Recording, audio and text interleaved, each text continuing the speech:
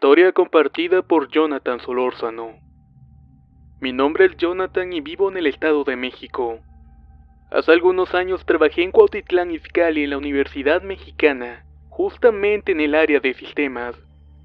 Conocí al que en aquel entonces tiempo era mi jefe, quien me contó una historia que le ocurrió y la cual quiero compartir con ustedes.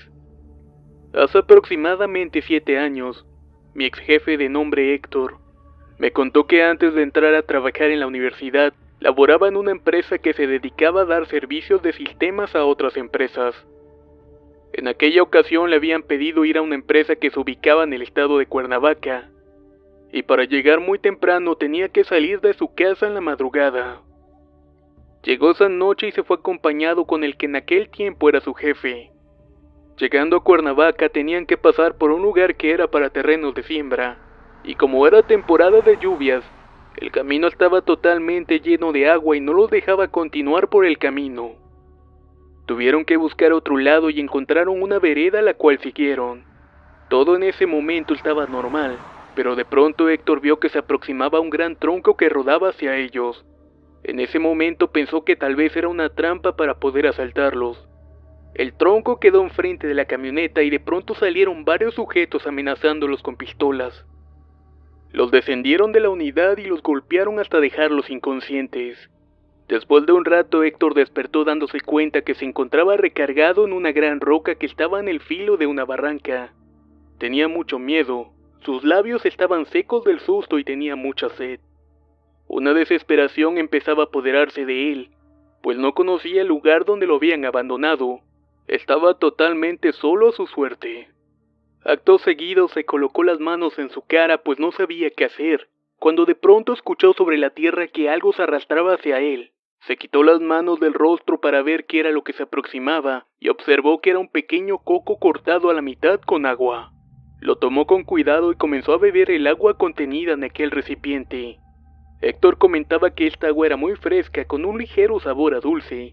Pero como tenía demasiada sed por la desesperación, se empinó el pequeño recipiente de modo que el agua se le salía por los costados de la boca.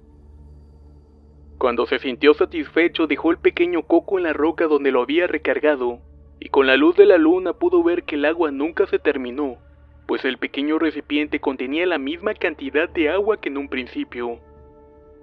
Decidió no tomarle importancia y volteó para ver quién le había dado el agua, y observó que frente a él se encontraba una niña de aproximadamente 9 años.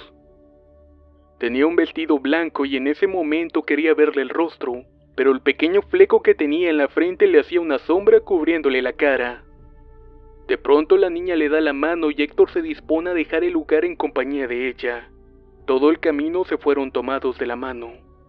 La niña sabía muy bien qué camino tomar, puesto que ella lo estaba guiando. Héctor comentaba que en ningún momento le dio miedo, pues al contrario, se sentía seguro en la compañía de la pequeña.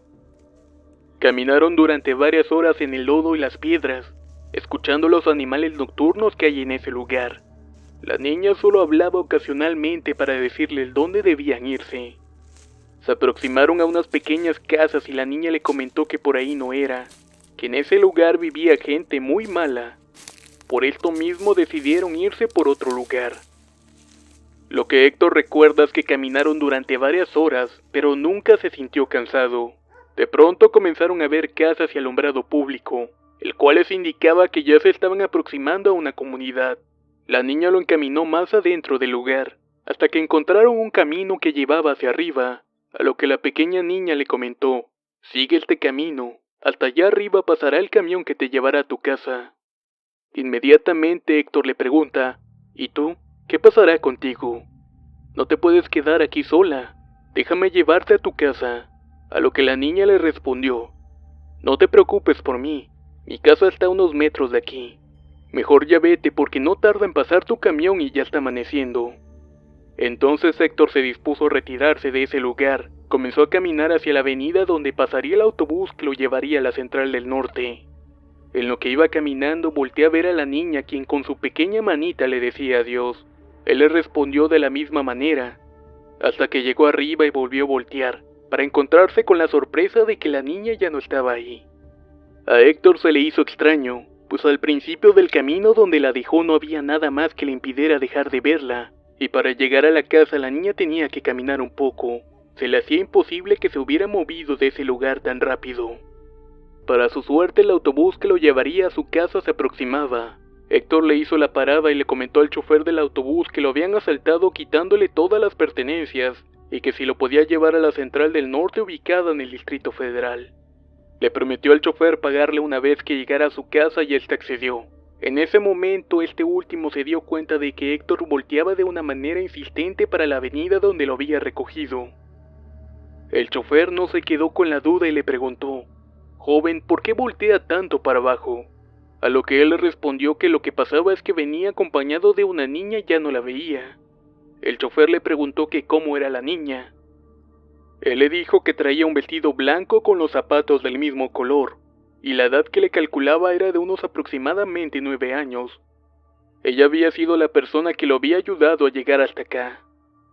Entonces el chofer extrañado le respondió que esa niña la habían asesinado hacía como 10 años atrás, y que ahora ella se dedica a ayudar a las personas que son asaltadas o se extravían. En ese momento Héctor siente como un frío helado recorre su espalda, pensando que había hablado con alguien que ya no era de este mundo. Como ya estaba muy cansado, el sueño le venció y cayó dormido hasta llegar a la base de autobuses. Tomó un taxi y exactamente al llegar a la casa, cuando intentaba abrir la puerta de esta, algo le dijo que volteara. Al ver a su derecha se encontraban unos arbustos, y detrás de estos estaba la niña, quien muchos kilómetros atrás la había dejado en la avenida. En ese momento Héctor le gritó con desesperación diciéndole que se fuera, pues él ya sabía que la niña estaba muerta. Como pudo entró a la casa y una vez adentro pensó por un momento: ¿pero por qué le grité? Ella me había salvado, no debía haberme portado grosero con ella. Inmediatamente salió de la casa para agradecerle la buena acción que tuvo con él, pero la niña ya no estaba. Para agradecimiento, éste le mandó hacer una misa con el fin de que el alma de la pequeña niña descansara en paz. Esta historia es totalmente real, y espero que les haya gustado.